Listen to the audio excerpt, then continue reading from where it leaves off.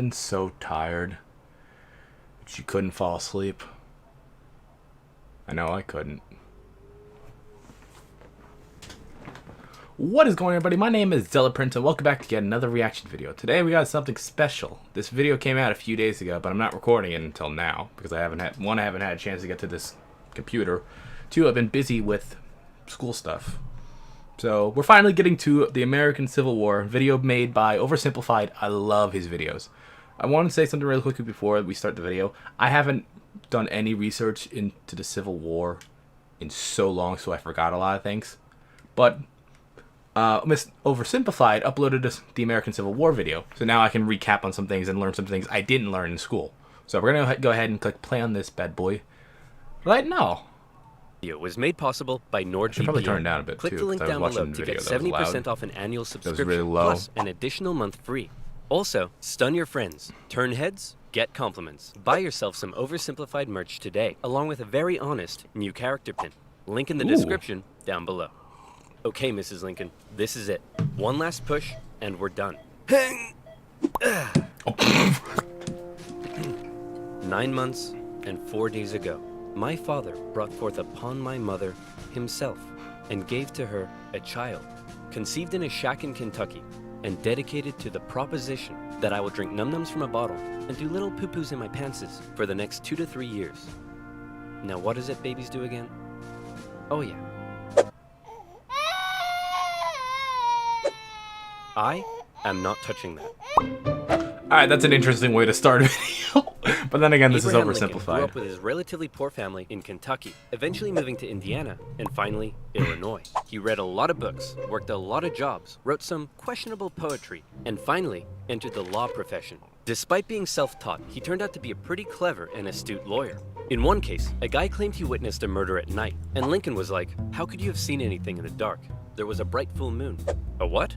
A bright full moon. Can you say that again, please? There was a bright full moon. A dim half moon? No, a bright full moon. That's funny, because according to this almanac, there was a dim half moon that night, which makes you a liar. Well, I got a bright full moon for y'all right here. Now that's what I call a rebuttal. Lincoln and his cheekbones weren't only interested in law, however. He also dabbled in the world of politics, serving as a legislator in both local and national assemblies. And what a time it was. Not even 100 years after the Founding Fathers wrote, "All men are created equal," politicians were already asking, "Yeah, but what does that mean exactly?" It means all men. Yeah, but what does that mean exactly? And not just that. States' rights versus the federal government. What are the executive powers of the president? Is cereal a soup? The Founding Fathers left some of these questions perhaps a little too open to interpretation. And the biggest question of them all was slavery, an ugly mark on what should have been a revolutionary new nation based on liberty and democracy. Thomas Jefferson had written a condemnation of slavery in the Declaration of Independence, but out of fear of losing Southern states' support, it was removed. Hey guys, do you think leaving this a little vague will create any unforeseen problems in the future? Cannonball! And those unforeseen problems were now beginning to rear their ugly heads. As the nation developed, the North and the South developed along two very different lines, and two very different cultural identities emerged. Northern cities began rapidly industrializing, while the southern climate allowed for large plantations of labor-intensive crops. As a result, one half of the country didn't rely on slaves, while the other half had become economically dependent on them. In 1793, Eli Whitney's cotton gin caused the slave trade in the South to explode, while in the North, a growing abolitionist movement was taking root. A general mistrust began to develop between the North and the South, as Northerners felt the South were hell-bent on expanding slavery, and fear spread throughout the South that the North wanted to take their slaves away. In 1819, there were 11 free states and 11 slave states. A perfect balance. That's 22 a happy medium, states. A harmonious relationship. Hey guys, nice to meet you. I'm Missouri, and I would like to become the 23rd state. Hey buddy, welcome to the nation. We'll be happy to accept you as a free state. Oh no, you don't. You're trying to get one over on us. Missouri's gonna be a slave state. Oh shit. Okay, listen, why don't we just ask Missouri what it wants to be, and we slave state. Wow. Well, then, allow me to introduce to you the newest, freshest state on the scene, Maine. Hey, you can't do that, and you can't have any more slave states above this line. What? The issue of slavery is solved, and it will never come up again. A few No, years it later, didn't. it came up again. You see, as America expanded westward, each new state or territory that was added threatened to upend the delicate balance between the slave and Jesus. free states. If one faction managed to outnumber the other, it could gain an easy majority and force its own ideals on the opposing side, leaving a huge portion of the population feeling spiteful and oppressed. For a while, compromises was a kicked the can terrible down the thing. road and kept the volatile balance in check. I don't know why as people new back free then and slave supported states it. were roughly added in pairs. But then one loudmouth state just had to barge in and ruin everything as usual. It's Texas. The addition of Texas saw the United States enter into a war with Mexico, which they won, gaining a huge amount of land out west and creating even more problems. Hey guys, God. nice to meet you. I'm California, and Oh, I would like God. to become the 31st state. Hey buddy, welcome to the nation. We'll be happy to accept you as a southern slave state. Oh no, you don't. You're trying to get one over on us. California's gonna be a free state. Okay, listen, why don't we just ask California what it wants to be? Free and we state. can free state. Well, then, allow me to introduce to you the territories of New Mexico and Utah, able to freely vote for slavery themselves. Hey, you can't do that! And we can enter Northern Territory anytime we want to recapture escaped slaves. What? The issue of slavery is solved, and it will never come up again. A few years later, it came up again. In Seriously? 1854, a Democratic senator from Illinois wanted to build a really cool choo-choo train here and proposed that the territories of Kansas and Nebraska be created open to slavery, even though they were clearly above the No. Missouri Compromise line. Obviously, the northern states were like, hell no. But the southern Democrats who controlled Congress at the time were like, well, if you love liberty and democracy so much, then you should let them vote on whether slavery should be legal or not. And so it was. Huge numbers of pro and anti-slavery settlers rushed to Kansas to sway the Oh, vote the in their Kansas. favor. I know about While this. they The were all Kansas there, massacre. They began to beat the crap out of each other. One of those settlers was a man named John Brown, a former businessman who I remember failed at this. just about everything he tried and went arguably insane. He was a radical abolitionist. Oh my God, look and at that dedicated beard much of his life and to those the eyes. Underground Railroad and freeing slaves. One night, in revenge for an earlier raid by pro-slavery forces, he and his sons killed a number of pro-slavery settlers in the territory, helping to kickstart years of violence known as Bleeding Kansas, not Massacre of Kansas Kansas. and Nebraska both eventually voted in favor of outlawing slavery. But from here, the tension began to grow at a rapid pace. In 1852, remember learning about author that a few Harriet years Beecher ago. Stowe penned Uncle Tom's Cabin, a best-selling novel that exposed the terrible Wait, who was cruelty that? of slavery to the world. Oh, how awful. How morally corrupt a nation must be to allow such things to happen. Your Majesty, what should we do about all the starving children working in the coal mines? Nothing! In 1854, the Republican was Party that? was formed, and Abraham Lincoln emerged as a leading figure. Southern Democrats viewed the new Republican Party with mistrust, Uh-oh. believing it to be radical and abolitionist. In 1856, a politician named Look at Charles those Sumner gave a eyes. speech in Congress, calling out slave-owning Democrats with fiery language. If slavery was a woman, she'd be an ugly one, and the senator from South Carolina would like to boink her. Representative Brooks, do you have a rebuttal? Oh, I have a rebuttal, all right. Yeah, here's a rebuttal for you. Oh, come on. Surely this isn't allowed. I don't know. I'll have to consult the rulebook. It's allowed. I can't find anything about caning a political opponent, but it says here I'm not allowed to wear women's underwear. Uh-oh. News of the Oh my violence on the God. Senate floor took the nation by storm. Southern slave owners sent Representative Brooks new canes to replace his now broken one. And on the floors of Congress, politicians carried weapons in self-defense. Oh, shit. Which is never a good sign. In 1857, the Supreme Court ruled in the Dred Scott case that all people of African descent, slave or free, could not be citizens, and therefore could not sue for their own freedom under any circumstances, undoing years of progress with the strike of a gavel. Now, Oh, no. within all this bitter debate over slavery, there were many nuances. North versus South, Republican versus Democrat, states versus the federal government. But let's strip all of that away. For 4 million individuals living in America, this wasn't about political intrigue or party alignment. It was about the basic human right to be free. Men, women, and children were stolen from their homelands and brought to the American continent, where for generations they were considered to be property, forced to live in poverty, and work from sunrise See, to this is sunset. the one thing I hated about Plantation overseers America, did even though I whatever live they in felt it. was necessary Slavery. to get the most out of their slaves. Punishments were often barbaric. Families were regularly separated, and parents could often only watch, as their children were auctioned off, never to be seen again. Thousands of slaves took the treacherous risk of running away, and abolitionists in the North helped many escape Wasn't via it the Underground Railroad, Underground as bounty Railroad? hunters entered the North to chase them down. Literally, as I was saying Leading it. figures within the abolitionist movement included many significant free black men and women. But it's important to note that for many of the anti-slavery white individuals in the North, opposition to slavery was often an economic issue, not a moral one, as many worried large plantations would take their lands and livelihoods away. Abraham Lincoln knew that slavery was a moral evil, and he regularly spoke out against it in powerful speeches that helped him rise through the ranks of the new Republican Party. He lamented at the hypocrisy of a great American nation meant to stand as a shining beacon of freedom, while also enslaving 4 million men, women, and children. He most famously declared in 1858 that a house divided against itself cannot stand, that one day, slavery in America would end.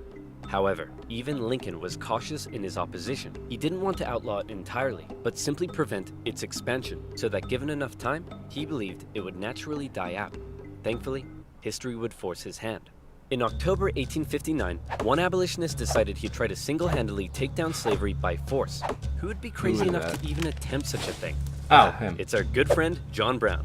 He planned to seize arms from an armory in the town of Harper's Oh, that's right. He Ferry, raided free the slaves place. there, and continue south, inciting a major slave uprising along the way. A noble cause, a bad plan, and terrible execution. Brown's men took the armory and some hostages, but were quickly surrounded by one Robert E. Lee and his U.S. Marines.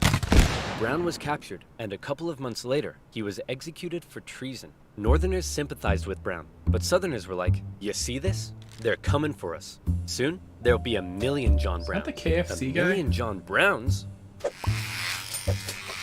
What on earth are you thinking about? A John Brown farm?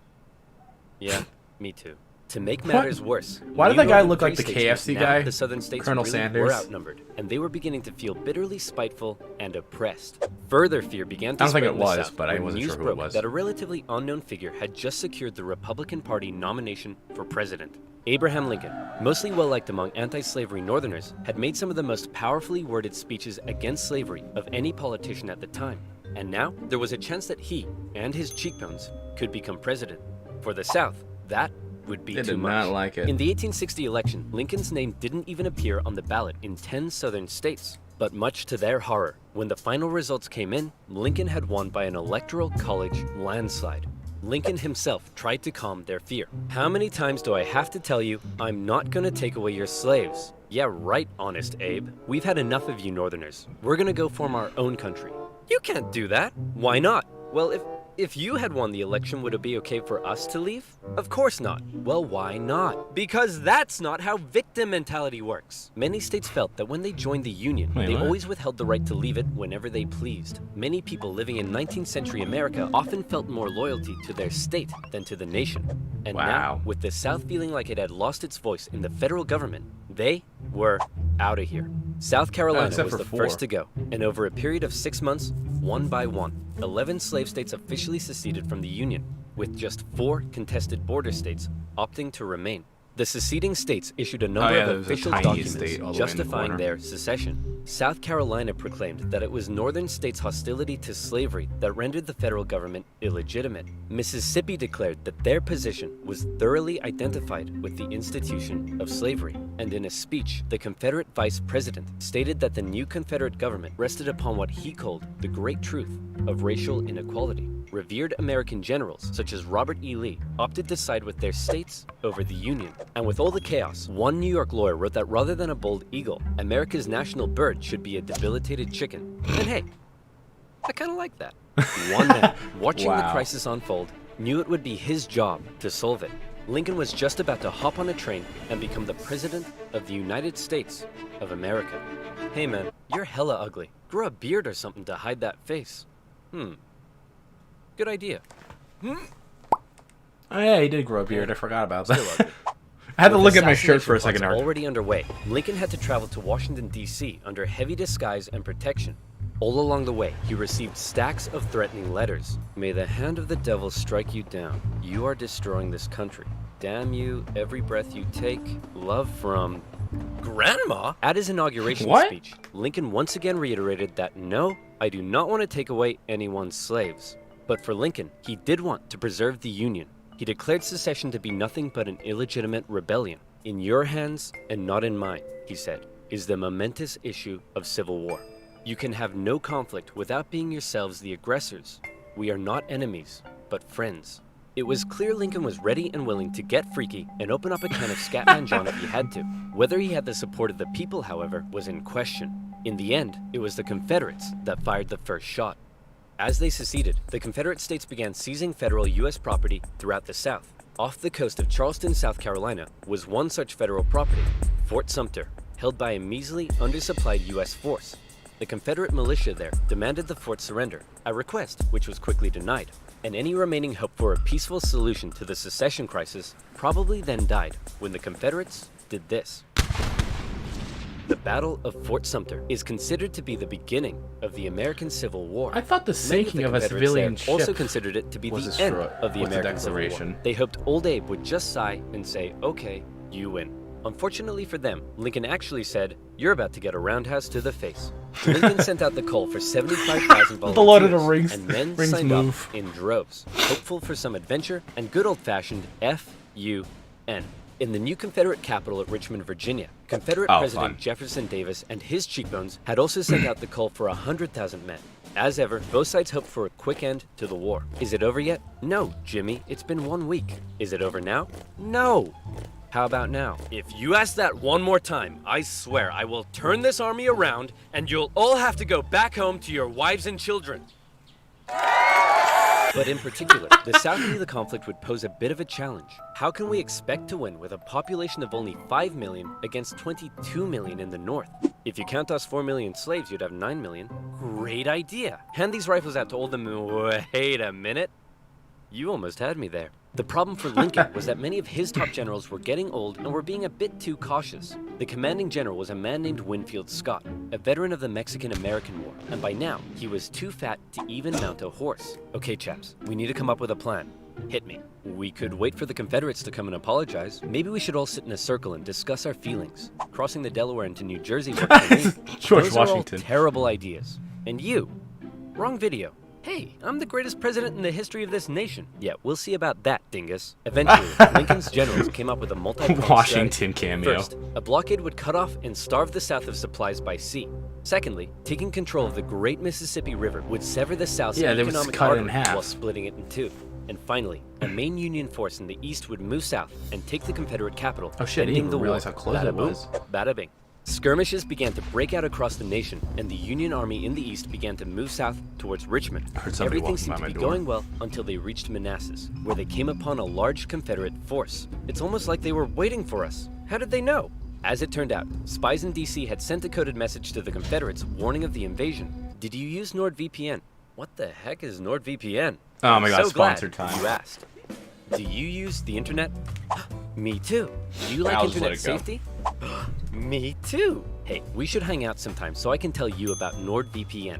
I know what it is, but you has guys over can listen. 5,000 secure and super fast servers in 60 countries that allow you to surf the net safely without personal data logging. Not only does it help you stay secure, but with just a click of a button, you can take a quick trip to Sweden and enjoy some Nordic crime dramas. Is there some amazing content on YouTube that's still blocked in your country? Not to fear. NordVPN is here.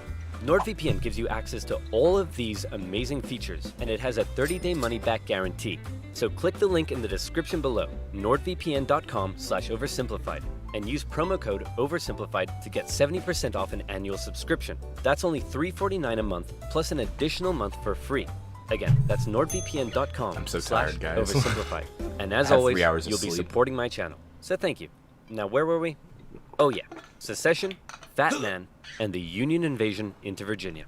The two sides encountered each other at Manassas, and both geared up for the first major battle of the Civil War, the First Battle of Bull Run. The Confederates rapidly brought in support via rail, and the two sides were they just left themselves open to the However, they were also north. equally inexperienced. A large number of civilians also rode out by carriage from DC to picnic on the nearby hills and watch the excitement unfold. Wait, seriously? Nobody seemed to quite understand how destructive this Michael war Bay, was going your to heart be. out. The Union forces pulled a flanking people maneuver seriously to hit do the that? Confederates on their left, and the two sides fired on each other in rows. Farm families living in the Why area did they were forced to walk in flee the rows? That fighting, makes no including sense. a man named Wilmer McLean. Hurry up, Martha! There's a war out here! The more you tell me to hurry up, the slower I will go!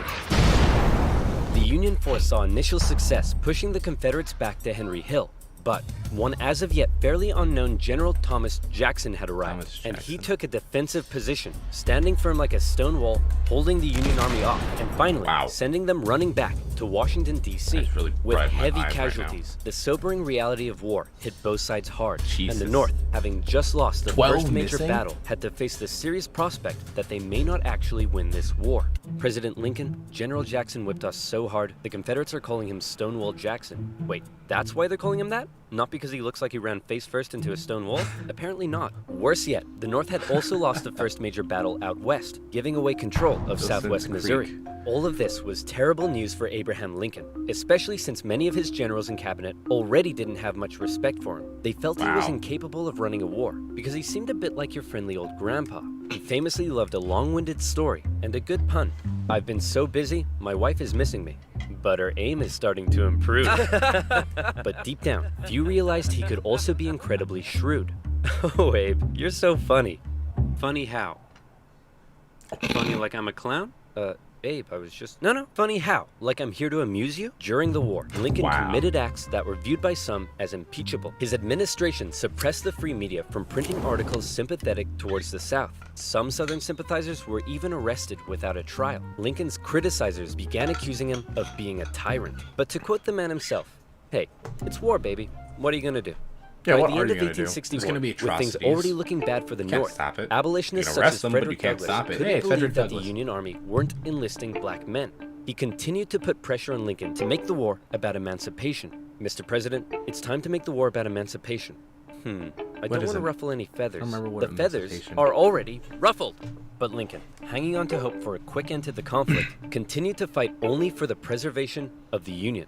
It was decided, however, that escaped slaves from the Confederacy could be held as enemy contraband, and many of these men were put to work bolstering the Union's infrastructure and supply lines.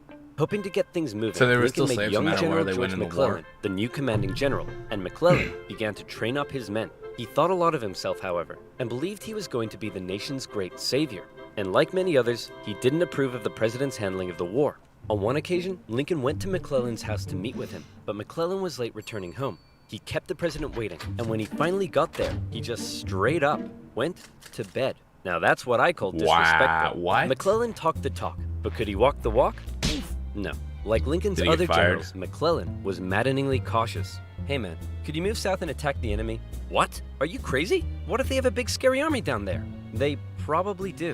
What? Oh my gosh! McClellan worried that he did not have the numbers he needed to fight effectively. What if they have like 10,000 men? Okay, no problem. We'll get you 20,000 men. Well, what if they have 30,000 men? I'll need 40. Okay, you can have 40. Well, what if they have 50? I'll need 60. Lincoln tried, he's worse but it than was me. all in vain. McClellan would not make a move for the rest of the year. The North's one saving grace for now was a general out west fighting in Kentucky Me and assume Tennessee. something that there General would be a Ulysses bigger S. army on Grant, the other side. I cool, play collected, methodical, Star Wars and a Empire big at fan War all the of time. whiskey. His chief of staff took it upon himself to keep Grant sober.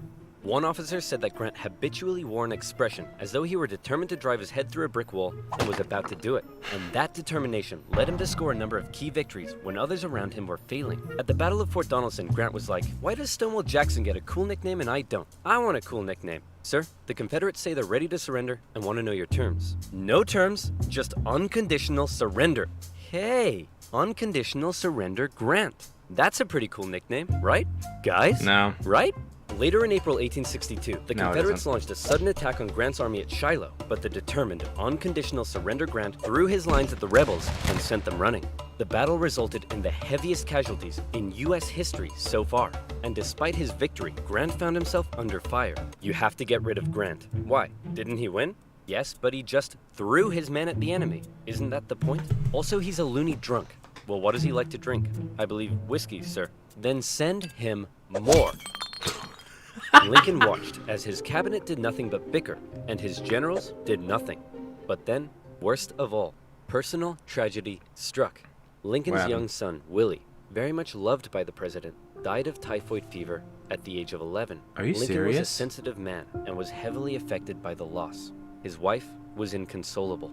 But one of Lincoln's greatest traits, what made him such a great leader, No, I was feel in the that. darkest of times, with composure and determination. He kept moving forward. He knew it was his responsibility to hold himself and his family together, and by doing so, he hoped to hold the nation together. And he had had it with McClellan's inaction. Lincoln decided he was gonna take control. In March 1862, Lincoln firmly ordered McClellan to once again move south towards Richmond. McClellan insisted instead they move by sea to the Virginia Peninsula and attack Richmond from the southeast. Yes, said Lincoln. Okay, anything. Lincoln held on to some of McClellan's men to defend D.C. from a nearby Stonewall Jackson wreaking havoc in the Shenandoah Valley, and he sent McClellan south. McClellan landed on the peninsula, and he began to move inland. He came up against a small Confederate army that had dug in at Yorktown. McClellan vastly outnumbered the force, but it's said that Confederate General Magruder deceived McClellan by cleverly maneuvering his smaller force and making McClellan believe he faced a huge army. No, you have way more men than them. Move forward. No. Do it. McClellan settled in for a month-long siege, giving time for Johnston to move south from Manassas and Magruder time to retreat. When he finally entered the city and found it deserted, he declared it a victory, calling his success brilliant. Then, after meeting some resistance at Williamsburg, McClellan moved to within just 20 miles of Richmond. His army's able to hear the church bells ringing in the enemy capital. You still outnumber them. Go give him hell. No. McClellan once again held back, moving slowly and defensively, and with his army split in two, the Confederates saw an opportunity to strike back. McClellan's advance was halted, and now the Confederates pulled an ace out of their sleeve. General Lee, you're up. Do you think we should evacuate Richmond? No, Mr. President, no need. General Robert E. Lee, one of the most brilliant military commanders of the time, was now in charge. One of his biggest strengths was his ability to read the mind of his enemy, and he knew McClellan was cautious and weak. After moving Stonewall Jackson south to join him, and even though he had a smaller army, Lee hit McClellan in a series of fast-paced, close combat battles that had McClellan spooked. McClellan retreated the Union Army back again and again and again, escaping the peninsula and returning to D.C. Lee had defeated McClellan, and the campaign had failed. Well, that was a major success. A success? Tell me exactly what was successful about that. Well, we successfully retreated. You lost. I didn't lose. I merely failed to win. Things just kept looking worse for the North.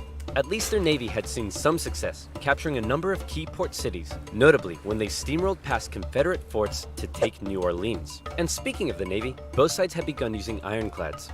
Yeah, so this was the first time they were inventing metal ships instead of wood. After McClellan's disastrous campaign, Lincoln briefly sent out one General John Pope to attack Northern Virginia.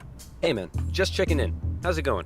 Well, the Confederates kicked my butt at Cedar Mountain. Then they raided my camp and ran off with my money and clothes. Also, I appear to have been wedgied. Lee defeated Pope at yet another battle I thought he was actually going to be better than in which nearby farm families once again got caught up in the fighting.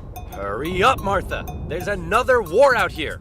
I'm waiting for my hair to dry! Wilmer McLean, sick of war, moved his family south, where he knew the war would definitely, absolutely, never touch him again. I know it But did. Lincoln had yet another problem to contend with. European powers, in particular the UK, were looking increasingly like they may intervene diplomatically on the side of the Confederates. They were missing their precious supply of southern cotton because of the Union blockade, and they wanted to see a swift conclusion to the war. The tension between America and Great Britain had been increasing, especially after Confederate diplomats were discovered on a British ship. Now, after McClellan's failure to take Richmond, the UK declared it impossible for the North to win.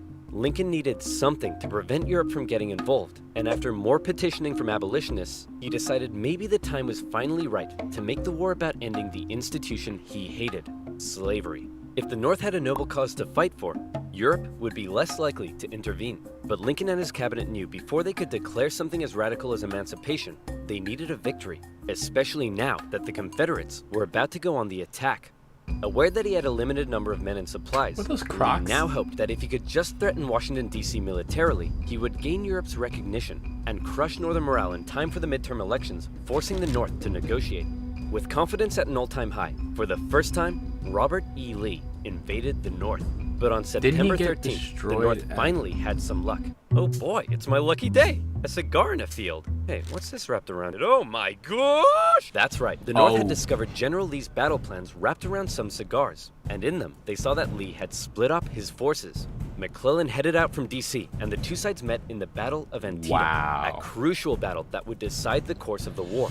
It saw the most vicious fighting to date, and still remains the single bloodiest day in American history. But for once, the North came out victorious, and Lee was forced to retreat. He's on the run. Chase him down and finish him off. No. Fired. You know what, old buddy, old pal? You're fired. Thank you. The North had won their crucial victory. Lincoln breathed a huge sigh of relief, and with that win, he was prepared to take a huge step. On September 22nd, the Emancipation Proclamation was issued. In January, all slaves held in the Confederate States would be, as far as the US government was concerned, officially free. Throughout the North, free black men and women rejoiced, knowing that if the North were to win, their brothers and sisters would no longer be held in bondage. The proclamation also had the intended effect on Europe, who were not willing so to they oppose make them back pledge to off as end well. slavery. An outraged Confederacy knew that Lincoln had given the war a new meaning.